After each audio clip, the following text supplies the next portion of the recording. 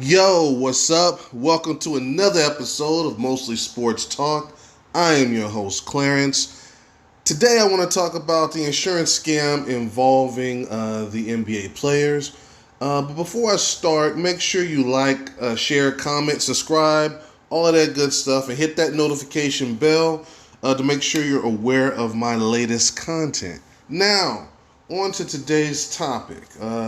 18 NBA players were arrested last week and charged with defrauding the NBA's health and welfare benefit plan out of almost $4 million.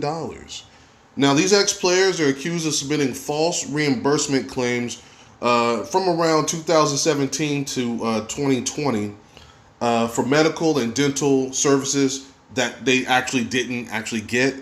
And according to this indictment, the false claims totaled somewhere around 3.9 million, with the players receiving 2.5 million in total fraudulent proceeds. Now, how did that break down? Well, all the people involved, some people received as little as 65,000, up to as much as 420,000, right, for each one of these claims that they filed. Now, the NBA's health and welfare benefit plan is actually additional coverage on top of the existing medical plan for active players and former players as well and their families. Now, most of these funds are provided by contributions from the NBA teams.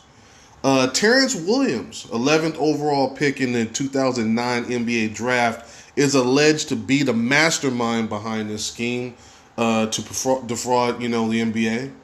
Now, it's alleged he actually recruited the other NBA players by providing them with fake invoices for filing their claims and other documents like letters of medical necessity.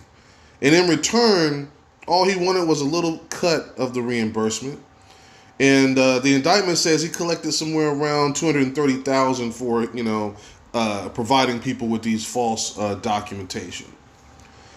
So how did they get caught, you might be thinking? Now, first of all, a lot of these documents had grammar errors and there was some kind of strange formatting that are not normally used for these kind of requests. Furthermore, these dudes didn't even have any common sense to make the service dates look legit. For example, how are all these different players in various areas around the country going to get documents with the exact same service dates from different offices?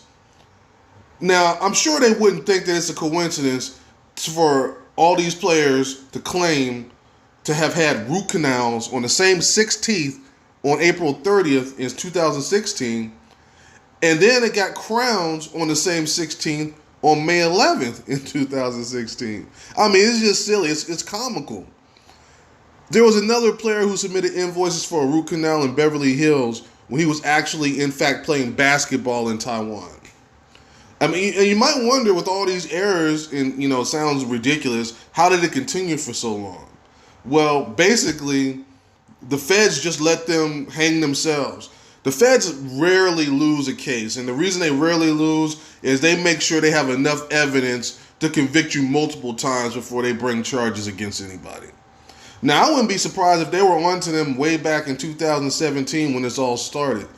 I actually work in the insurance industry, and let me tell you, if there's even a whiff of impropriety or any kind of fraud, they open a case up, they send it to the special department to have a look at it. So I find it hard to believe back then with all these errors that somebody didn't check any of those claims out back then. Now, I did a little bit of research, and according to the federal insurance fraud law, this actual charge potentially carries a prison term of up to 15 years, and they were charged also with wire fraud, and that carries a potential sentence of up to 20 years. Now, do I think all these guys are going to do any serious jail time? No, but somebody's going to jail. Everybody's not getting out of this. Now, I think it goes without saying, Terrence Williams, the ringleader, is probably going to be doing the most time. And considering, these NBA players, most of them probably already flipped on him already, or they're planning to flip on him. So I really hope they can cut some kind of deal.